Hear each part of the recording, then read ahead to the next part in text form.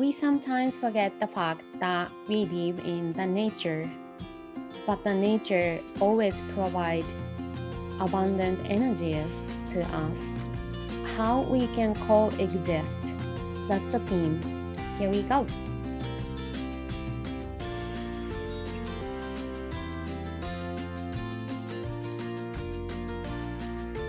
自然っていうのは私たちが作らない。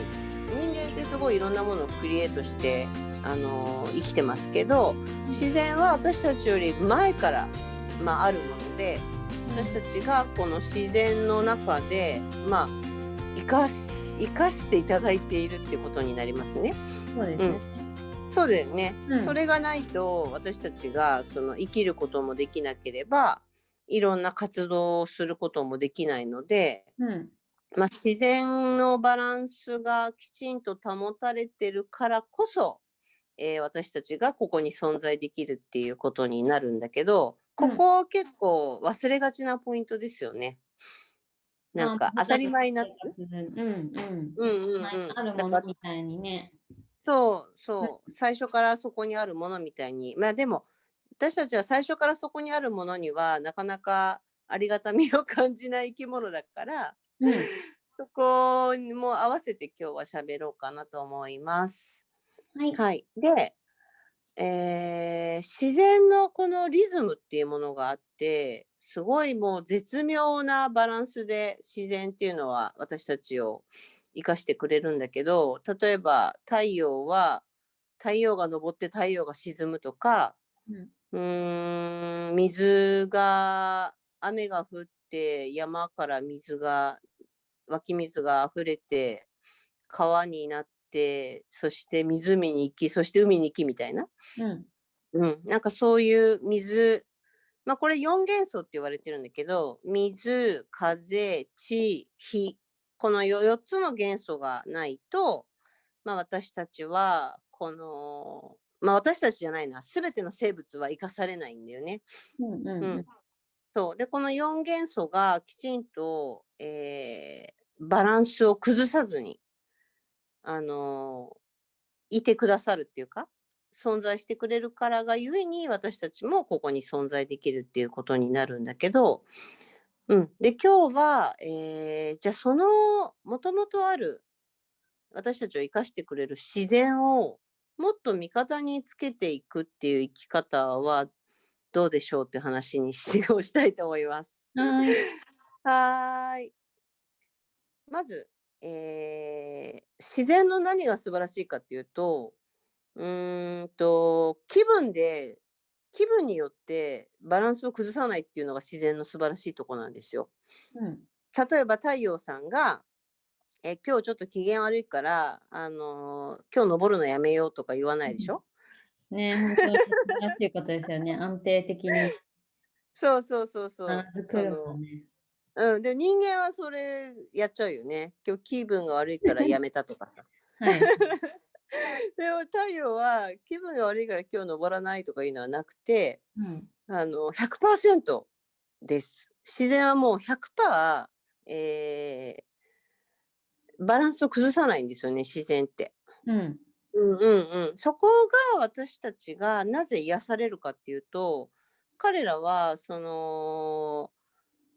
気持ちの浮き沈みとか、やるとかやらないとかいうことじゃない、もう決まった、自分たちの役割をきちんと、絶対的に100%こなす存在なので、私たちはそれに触れると、自分を取り戻せるの。なるほど。わかります？だから自然の中に入ると、なんかすごい満たされたり癒されたりするでしょ？それは彼らが絶対的にぶれない、絶対心ってなんて言えばいいんだろうな。そのままのエネルギー、自分の役割をそのままただやり続けていただけてるエネルギーがゆえに、私たちがそういう自然に触れると、自分自身を取り戻すことができるっていう存在になります。なのでだから海の音とかもそうだし、なんか全てがもう一定のリズムで、これを宇宙のリズムとも言うんだけど、うん。そのリズムに触れると、私たちはその自分自身を取り戻しやすくなりますよね。うん。うん。なので、それをまずは、もっともっと、自分の生活に意識して、受け取った方がいいっていうのが、まず私が伝えたい、もっと自然を味方につけていくっていう考え方になります。はい。うん。これ、なかなか実は意外にできてなくて、うん。私ハワイにね、昔3年半ぐらい暮らしてたんだけど、うんうん。ハワイに住んでたって、それを採用しない人もたくさんいるんですよ。え、そうなんだ。そう、すごくない？すごい。うん。そう。なんかハワイに暮らしたら全員そうするんだと思ってるでしょ？うん。うん、じゃないんだよ。家と会社の往復とか。うん。うん。ビーチには行かないっていう人いっぱいいるし、うん。うん、ああ、なるほどね。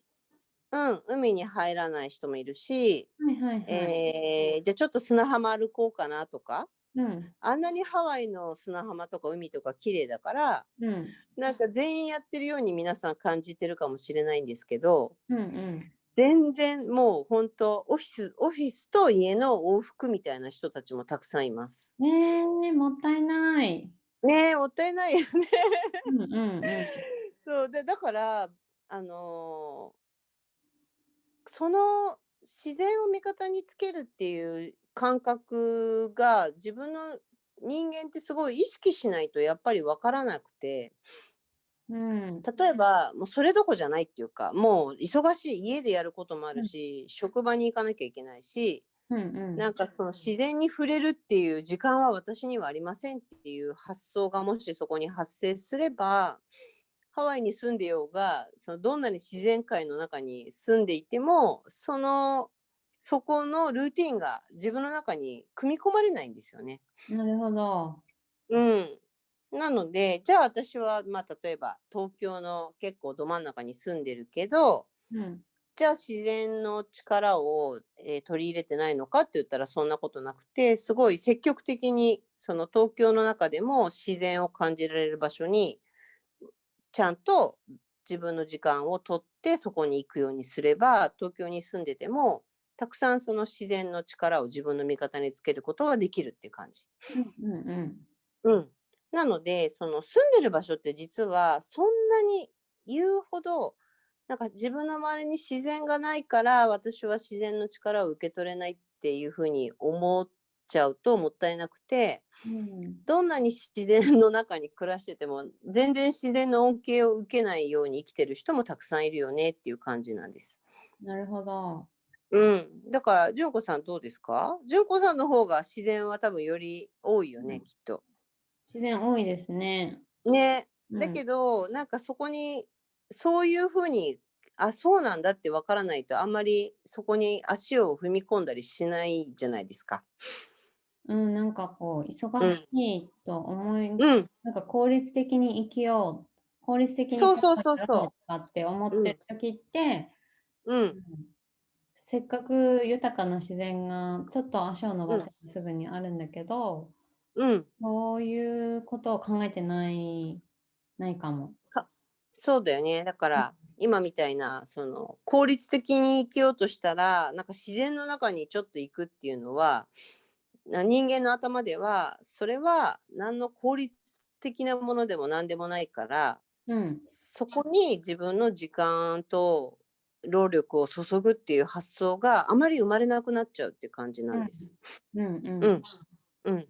でも、今の話、ちょこっとしただけでも分かるように、その自分の状態を良くすることが一番本当は効率よく生きれる状態なので、うん。自分の状態を良くするためにその自然に触れていくっていうことをすればするほど、本当は自分の状態がすごいいい状態になるので、うん。結果、人間がよく言う、人間大好きだから効率よく生きたいっていうの大好きだから、うん。うん。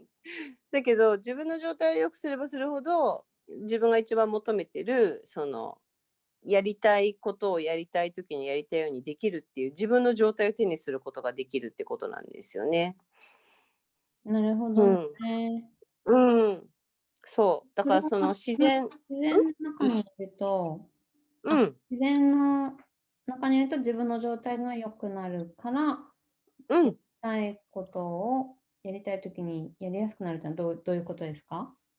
自然の中にいると、もともと自然のそのリズムっていうのは、バランスが完璧な、状態で動いてるから、うんうんうん。で、人間はその状態になると、直感力が高まるし、ああの、あ、インスピレーションが湧くし、うん、自分の一番いい状態で物事を考えられるようになるので、うん。